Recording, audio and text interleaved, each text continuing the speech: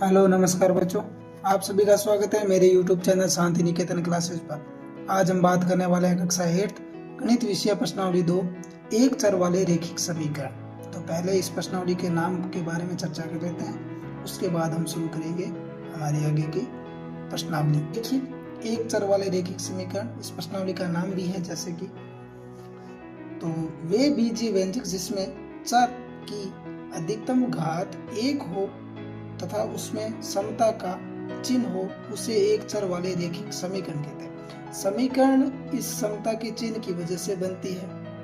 और बीजीय व्यंजक वो होते हैं जिसमें चर राशियां भी होती हैं, अचर राशियां भी होती हैं। क्या होती हैं इन्हें भी मैं नोट करके अभी बताऊंगा। कुछ मैंने लिखा है, जैसे चर यानी ए से लेके जेड तक जो एबीसीडी के अंक होते हैं, अल्फाबेट्स, उनको हम चर कहेंगे और गणितीय अंकों को हम अचर कहेंगे। ये अभी मैं आपको नोट करके बता दूंगा, ठीक है। यहाँ देखो, चर की घात कुछ नहीं है तो 1 है, ठीक है। तो इसका जब आप बड़ी क्लासों में ग्राफ खींचेंगे तो वो एक सीधी सर रेखा बनेगा, इसीलिए इसका नाम पड़ा है रैखिक समीकरण या रैखिक बहुपद कहेंगे इनको आगे की क्लासों में, ठीक है। इसी के आधार पर यहाँ एक ही चर बात होगी, या तो ये एक्स एक्स के पदों में होगा या एस या टी, कोई एक चर की बात इसमें होगी, ठीक है। या दो चर नहीं ले सकते एक साथ, एक्स या वाई, ए या बी, ऐसे दो चरों को एक साथ नहीं लेंगे। यहाँ हमने अभी देखा था कि बीजीय व्यंजक क्या होता है। बीजीय व्यंजक, तो बीजीय व्यंजक चर तथा अचर राशियों का समूह बीजीय व्यंजक कहलाता है। जैसे 2x ये पूरा चर है और प्लस अचर कोई गणितीय संख्या होगी, ठीक है। तो अब यहाँ दो शब्द है, चर और अचर, ये क्या होता है इनके बारे में मैं अभी नोट कर लेता हूँ। तो देखिए बच्चों, चर वे अज्ञात राशियां जिनका मान निश्चित नहीं होता है, इन्हें अंग्रेजी के अक्षरों से प्रदर्शित करते हैं, वो भी स्मॉल लेटर से A to Z लिख सकते हैं या किसी सिंबल से भी अपन नोट कर सकते हैं, ठीक है। उसके बाद क्या लिखा है, ये वे राशियां जिनका मान निश्चित होता है इसे अंकों द्वारा प्रदर्शित किया जाता है। जैसे ये कोई राशि है 7, ये मैं कहीं पे जाके बोलूंगा तो ये 7 ही रहेगा, निश्चित है, ठीक है। तो उसके बाद हम शुरू करेंगे हमारी प्रश्नावली 2.1। तो चलिए शुरू करते हैं।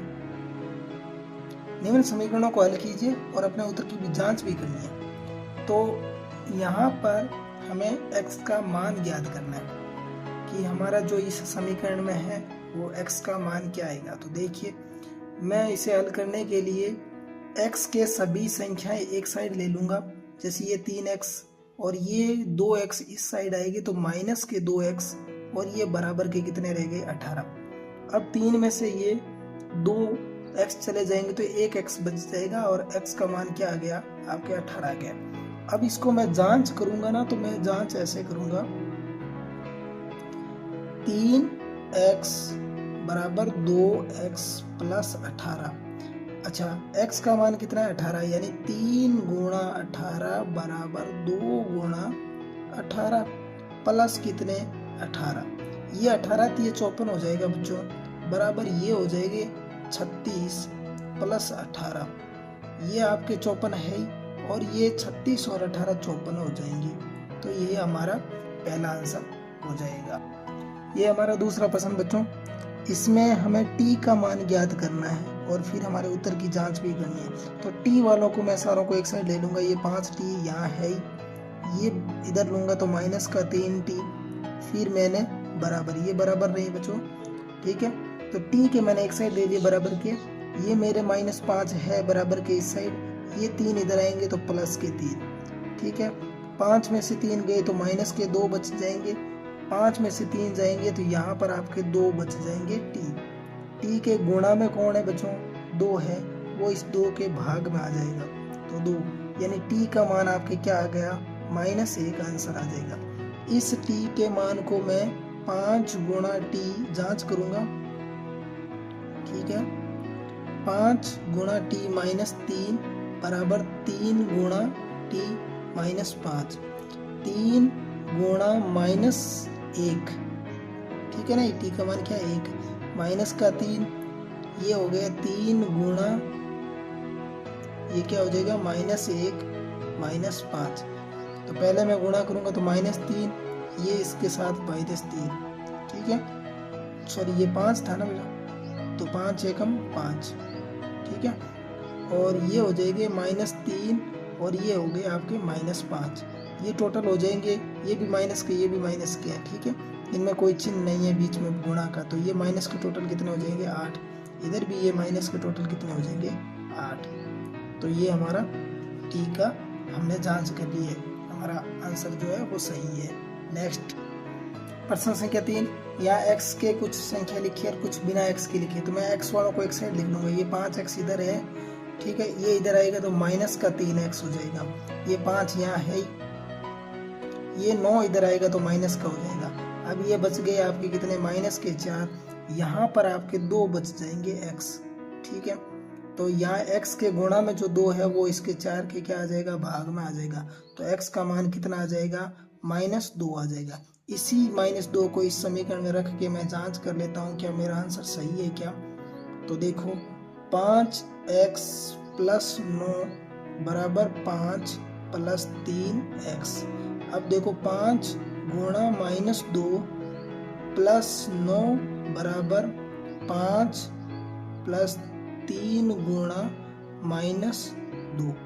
मैं इस 5 को इससे गुणा करूँ तो ये -10 + 9 आ जाएंगे बराबर ये 5 का 5, 3 को इस 6 से गुणा करूँगा तो -6 आ जाएंगे, 10 में से 9 जाएंगे तो भी माइनस का 1 बचेगा और 5 में से 6 जाएगा तो भी माइनस का 1 बचेगा, अर्थात हमारा आंसर जो है वो सही है, ठीक है, ये आप देख सकते हैं। नेक्स्ट प्रश्न, तो देखिए हमारा प्रश्न संख्या 4, यहाँ z के कुछ दे रखे हैं, तो इन z वालों को मैं एक साइड कर लूँगा, ये 4z, ये 2z इधर आएंगे तो माइनस के 2z, ये बराबर के चिन्ह के इस साइड लिख दिया है मैंने, ये 6 यहाँ पहले से, ये 3 इधर आएगा तो माइनस का, ये आपके कितने बच गए 3, ये 2 बच जाएंगे 2z, ठीक है। उसके बाद मैं इस z के गुणा में कौन है, z के गुणा में 2 है तो ये इसके भाग में आ जाएगा, अर्थात z का मान कितना 3/2। तो मैं इसकी जांच कर देता हूँ,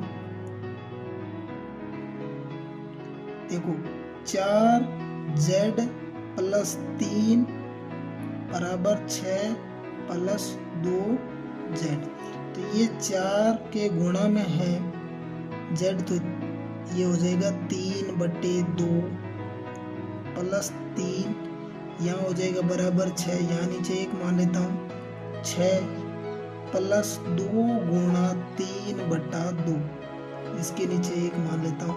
गुणा वाली संख्या आपस में कट सकती है तो 2 से 2 कट जाएगा, तो ये बच जाएगा आपका 6 + 3, इधर ये 2 से 2 कट जाएगा 2 बार, 2 × 6 और प्लस 3, ठीक है, तो ये आपके 9 बराबर 9 हो जाएगा। नेक्स्ट प्रश्न, तो देखिए प्रश्न संख्या 5, हम x वालों को एक साइड ले लेंगे, ये 2x है, इस x को इधर लिखा तो मैंने प्लस का x, ये बराबर के पास कौन है 14, ये 1 इधर आए तो प्लस के 1, ये टोटल आपके 15 हो गए बच्चों, और ये आपके 3x हो गए, x के गुणा में 3 था वो 15 के भाग में आ जाएगा, तो x का मान कितना आ गया 5, यानी यहाँ देखिए 2 गुणा 5 माइनस 1 14 गुणा 14 माइनस कितने x का मान 5, ठीक है, तो ये आपके 10 माइनस 1 कितने हो गए, और ये 14 माइनस 5 को एक बार वापस लिख देता हूँ ताकि ये हमारा हो जाए 9 बराबर 9, ठीक करते हैं इसका हल। हम इसमें एक अलग है बच्चों, थोड़ा सा अलग है, ज़्यादा नहीं है, यहाँ इसको पहले ब्रैकेट को सोल्व कर देंगे तो ये कितने हो जाएंगे, सेम उतार दूंगा मैं एक बार इनको, 8x + 4 बराबर 3 को इससे गुणा की तो 3x, और इसको इससे गुणा की तो 3 माइनस के 3 एकम 3 माइनस के प्लस के कितने 7। अब बच्चों ये देखिए 8x, ये 3x इधर आए तो माइनस के, ठीक है, बराबर के पास में कौन था -3, ये तो इधर चला गया तो ये कौन -3 बच गया तो +7, ठीक है, ये 4 इधर आएंगे तो माइनस के 4। अब माइनस के 3 और माइनस के 4 कितने हो गए? माइनस के 7 हो गए। माइनस के 7 प्लस के 7, इधर ये बच गए आपके x के कितने? 5। ठीक है, ये 0, ये x 5 इसके भाग में आ जाएगा, गुणा में था ना, तो x का मान क्या आ जाएगा? 0 आ जाएगा। इस 0 को हम यहाँ रखेंगे तो हल करेंगे तो क्या होगा? 8 गुणा 0 प्लस 4 बराबर 3 और 0 माइनस 1 प्लस 7, यानी x की जगह रखना। तो इसको मैं गुणा करूंगा तो ये कितना हो जाएगा? 0 प्लस 4, 3 को इससे गुणा की तो 0, ये माइनस के कितने? 3, इस 3 को इससे गुणा की तो ठीक है, प्लस का 7। ठीक है, तो ये आपके 4 बच जाएंगे, इधर भी ये 3 घट जाएंगे 7 में से, क्योंकि माइनस के 3 है तो ये 4। तो हमारा आंसर जो है वो सही है। नेक्स्ट प्रश्न, तो देखिए प्रश्न संख्या 7 हल करते हैं इसका। यहाँ बच्चों थोड़ा सा इसे पहले सही कर लेंगे। ये इसके भाग में तो इसके गुणा में चला जाएगा, तो ये 5x बराबर ये कितने बच गए? 4x प्लस 10 बंद ब्रैकेट। ठीक है, अब ये 5x ये 4 को x से गुणा करेंगे तो 4x, और ये इससे गुणा करेंगे तो 40। अब ये 5x है, ठीक है, ये इधर आएंगे तो माइनस के 4x बराबर कितने? 40। ये x बराबर मान कितना हो गया? 40। ठीक है, अब इस x की जगह हम क्या रखें? 40 रखें। ठीक है, तो ये हमारा हो जाएगा, ये इसको मैं गुणन भेज देता हूँ, तो 5x 4x प्लस 10 इस फॉर्मेट में लिख लिया। तो 5 गुणा कितने? 40 बराबर 4, और ये 40 प्लस कितने? 10। बोर्ड मास के नियम के अनुसार पहले ब्रैकेट सोल्व होगा तो ये कितने हो गए? 50। ये कितने हो जाएंगे? 200। 5 और 20 200, ये भी कितने हो जाएंगे? 200। ठीक है, इसको एक बार बराबर करने के लिए और लिख देंगे, तो ये हमारा आंसर क्या है? सही है। नेक्स्ट, तो देखिए प्रश्न संख्या 8। यहाँ हम x वालों को एक साइड कर लेंगे और बिना x वालों को एक साइड कर लेंगे। तो ये 2x बटे 3, ये इधर आएंगे तो माइनस के 7 x बटे 15, और बराबर के इस साइड ये 3 है, ये एक इधर आएगा तो माइनस का। ठीक है, उसके बाद ये कितने हो जाएंगे? 2। इनका लघुत्तम दिया तो कितना आ गए? 15। इसकी टेबल में 5 बार, 5 को 2 से गुणा की तो 10x, माइनस का माइनस 15 इसकी टेबल में एक बार, तो ये हो जाएंगे आपके 7x। ठीक है, 2 के 15 यहाँ भाग में, तो इधर के आके गुणा में हो जाएगा। यहाँ पर ये 10 में से 7 गएंगे, 3x बच जाएंगे, और ये 30 यहाँ x ये बट्टा में आ गए, तो x का मान कितना आ गया? 10। ठीक है, इस 10 को हम अपने इसमें रखेंगे तो 2 गुणा 10 बटे 3 प्लस 1 बटा 1 कर दीजिए, यहाँ 7 गुणा 10 बटा 15 प्लस 3 बटा भी 1 कर दीजिए, क्योंकि ये बट्टा की संख्या तो इसे भी बट्टा की बनाइए बच्चों। ठीक है, तो ये आपके हो जाएंगे कितने? 20 बटा 3 प्लस 1 बटा 1 बराबर 70 बटे 15 प्लस 3 बटे 1। अब ये लघुत्तम लेके सोल्व करना पड़ेगा। 3 इनका लघुत्तम आएगा और इनका लघुत्तम क्या आएगा? 15 आएगा। ठीक है, तो ये आ जाएगा आपके 3 एकम 3, 20 को एक बार, ये इसकी टेबल में 3 बार, तो 3 को ऊपर गुणा के तो 3, ये इसकी टेबल में एक बार, तो ये 70, ये इसकी टेबल में 15 बार, 15 को 3 से गुणा करेंगे तो 15 तिये कितने हो जाएंगे? 45। ठीक है, इनको जोड़ा तो ये 23 बट्टे कितने हो गए? 3 हो गए। इनको जोड़ा तो ये 115 बट्टे 15 हो गए। अब ये 5 के पाड़े से ये कट जाएंगे, ये तो 23 बट्टे 3 है ही बच्चों।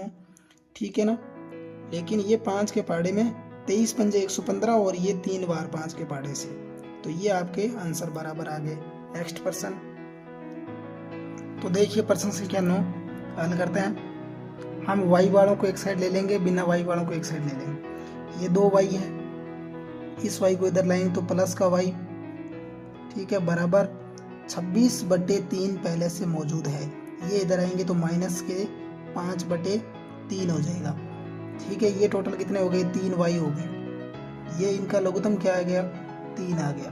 दोनों का लघुत्तम क्या आ गया, 3 आ गया। तो नीचे दोनों में सेम है तो ये हो जाएंगे 26 - 5, क्योंकि ये सेम है तो मैं इनको सेम लिख दूंगा। अब देखिए 26 में से 5 गए तो ये 21/3 हो गया। यहाँ y के गुणा वाला किस में आता है,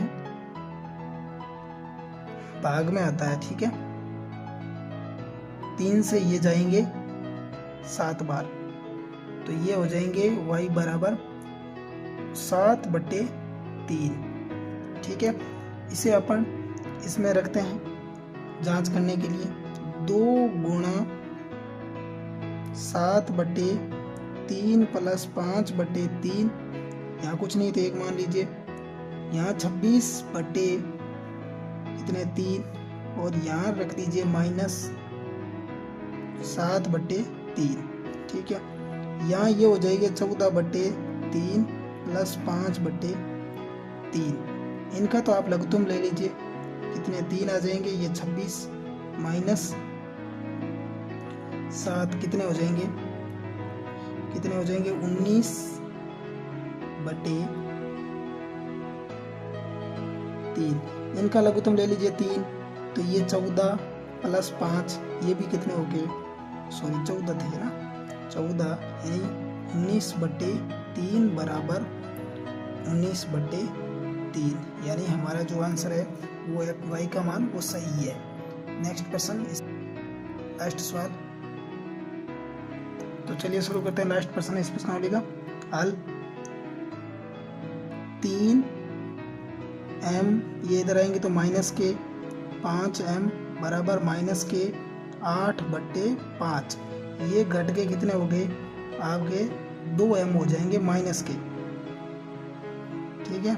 माइनस के 8/5, m बराबर ये गुणा वाला किस में आता है, भाग में आता है, ठीक है। तो 8/5 भाग में आएगा तो इसके गुणा करके लिखेंगे -2।